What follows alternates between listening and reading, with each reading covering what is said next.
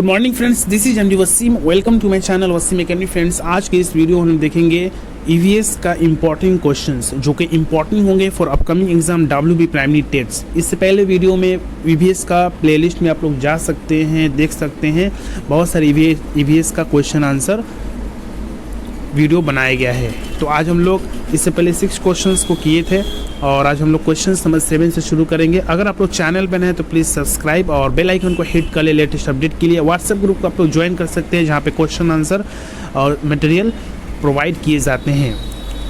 नवंबर के first week में एक छोटा सा कोर्स लॉन्च किया जा रहा और बहुत ही मिनिमम अमाउंट पे आप लोग उसको ख़रीद सकते हैं और अपने प्रिपरेशन को अच्छी तरीक़े से कर सकते हैं। इसके अलावा कुछ क्वेश्चन का सेट भी है। तो आज का जो क्वेश्चन है क्वेश्चन नंबर 1 और ये क्वेश्चन नंबर 7 हम लोग करेंगे। Deccan of the Western Ghat in India is dryer because, यानी इंडिया का जो वेस्टर्न घाट है ये बहुत ही ड्रायर है। इसका मेन रीज़न क्या है? तो इसका मेन रीजंस क्या है? सबसे पहले हम लोग ऑप्शन देख लेते हैं। Option number 1 low temperature effect, option number B pressure effect, option number C rain shadow effect या option number D high altitude effect.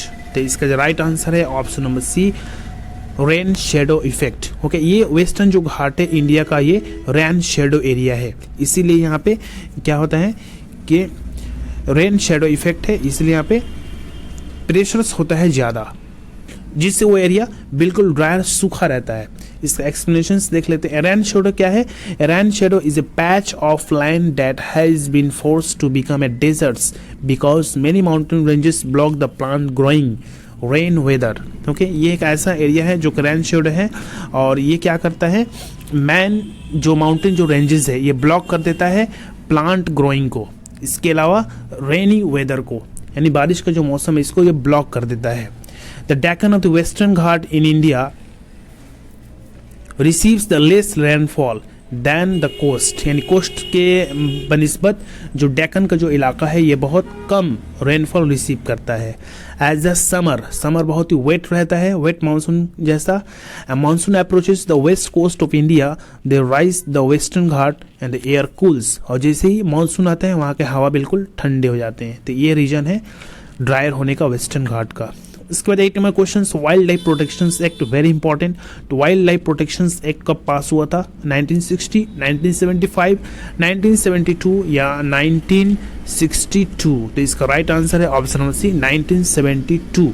Okay, wild life protection act ये पास हुआ था 1972 ईस्वी में। ओके, 9 सितंबर 1972 ईस्वी में यह पार्लियामेंट ऑफ इंडिया की तरफ से पास हुआ था। क्या ये रूल था कि जो जंगली जो जानवर है उसको प्रोटेक्ट करना है।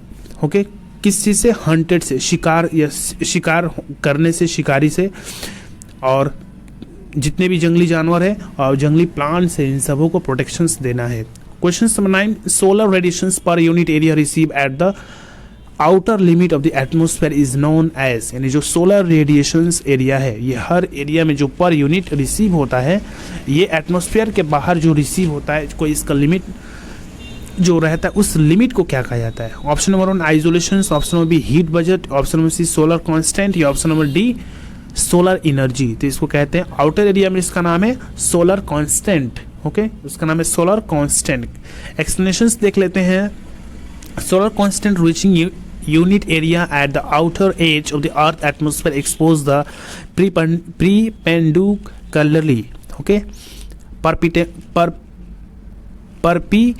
perpendicularly इसको कहते हैं, sorry, to the rays of the sun at the average distance between the sun and the earth is known as the solar constant, यानी सन और अर्थ के बीच में जो दूरी है उसी दूरी को ये एटमॉस्फेयर के बाहर जो रिसीव होता है इसको इसी को कहते हैं सोलर कांस्टेंट।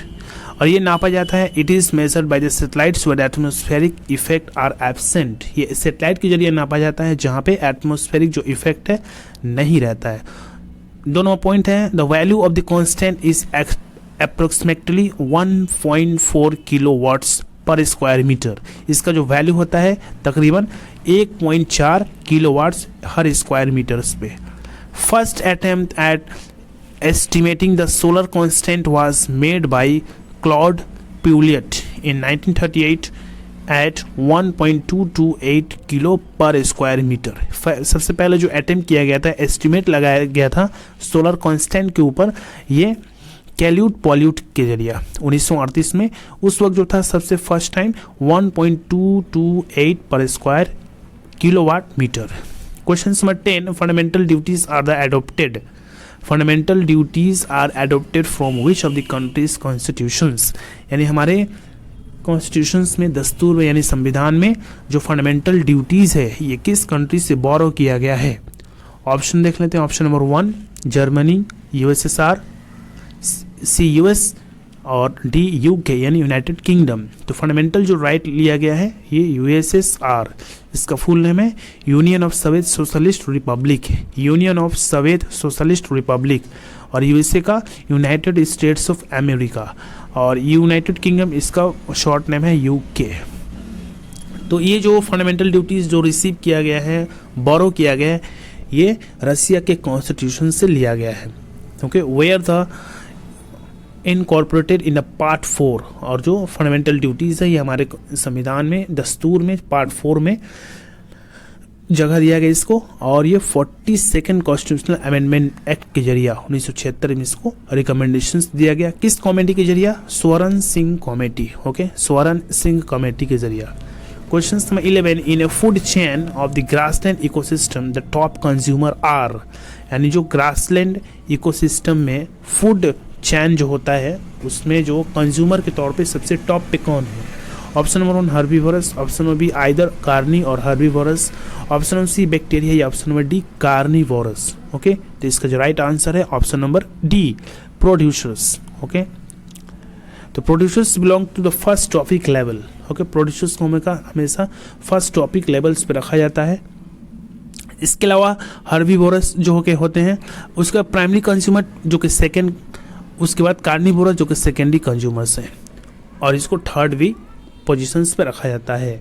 फूड चेन क्या है? Food chain shows the feeding relationship between the organisms in a particular environment और हैबिटेट। ओके, फूड चेन क्या है? ये दिखाता है एक खाने का एक रिलेशनशिप है ऑर्गेनिजम्स के बीच में, और जो खास इन्वायरमेंट में हैबिटेट्स जो लोग रहते हैं।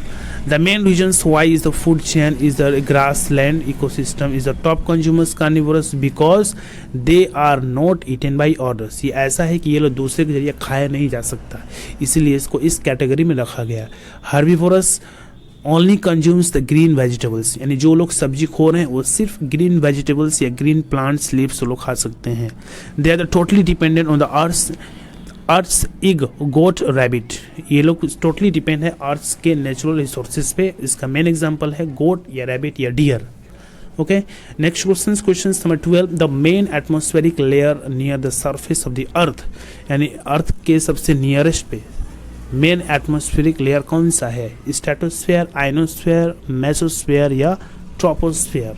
तो ट्रोपोस्फेयर सबसे नियरेस्ट पे है और सबसे लोवेस्ट लेयर भी है एटमॉस्फेयर का। एक्सप्लेनेशन है troposphere is the lowest layer of the earth's atmosphere in which we live. हम लोग जो रहते हैं ट्रोपोस्फेयर पे। It contains the 4 weather clouds, rain, snow. और यहाँ पे कुछ वेदर गतिविधि भी होता है, जैसे क्लाउड्स हो गया, रेन हो गया, स्नो हो गया, बारिश, ये सब हवाएं ये सब चलती है। The lowest part troposphere is called the boundary layer of the topmost part. Okay, topmost part called is the tropopause. इसी के बाद एक बाउंड्री है जहाँ पे स्ट्रेटोस्फेयर शुरू हो जाता है, तो उस बाउंड्री को कहा जाता है troposphere. About the layer atmosphere, सबसे ऊपर में ionosphere, then thermosphere, then stratosphere, then exos, then mesos, then troposphere. नहीं, ये क्रम नहीं है, बल्कि सबसे पहले ionosphere, then exosphere, then thermosphere, then mesosphere, then stratosphere, then troposphere. ये सही क्रम है। इसके बाद next question, the biodiversity act was pass in Indian parliament. Indian parliament में बायोडाइवर्सिटी एक्ट कब पास हुआ?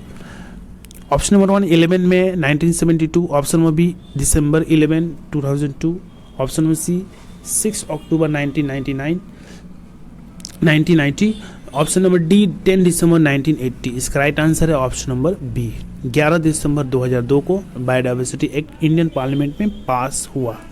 इसका मेन मकसद क्या था? It aims at conservation of biological resources, managing its sustainable use of the enabling the fair, equitable sharing benefits arising out of the use and knowledge of biological resources with the local communities. यानी local communities को जहाँ पे ये biological diversities है उसको protections किया जाए, हिफाजत किया जाए. The act envisaged the 3-tier structure regulate the access to biological resources. यानी ये जो एक्ट है ये 3 टायर को स्ट्रक्चर और इसको रेगुलेट करता है. सबसे पहला है नेशनल बायोडाइवर्सिटी अथॉरिटी NBA, उसके बाद स्टेट बायोडाइवर्सिटी बोर्ड SBB, उसके बाद नंबर 3 है डाइवर्सिटी मैनेजमेंट कमेटी BMC, ये लोकल लेवल पे. ओके, इस सबसे पहले biological management committee local, state level पे SBB और नेशनल लेवल पे NBA. क्वेश्चन नंबर 14 आज के क्वेश्चंस का लास्ट होगा. इसका आंसर आप लोग कमेंट बॉक्स में बताइएगा और नेक्स्ट क्लास में इसका एक्सप्लेनेशंस और आंसर भी बताई जाएगी, लेकिन पहले आप लोग कमेंट बॉक्स में बताइएगा. क्वेश्चन नंबर 14 है which of the following agriculture practices is eco friendly. इन चारों में से कौन एग्रीकल्चर प्रैक्टिस है जो कि इको फ्रेंडली है? Option number 1 shifting cultivations, option number B organic farming, option number C cultivations of high yielding varieties and option number D growing plants in a glass house. तो इसका right answer क्या है आप लोग comment box में बताइएगा.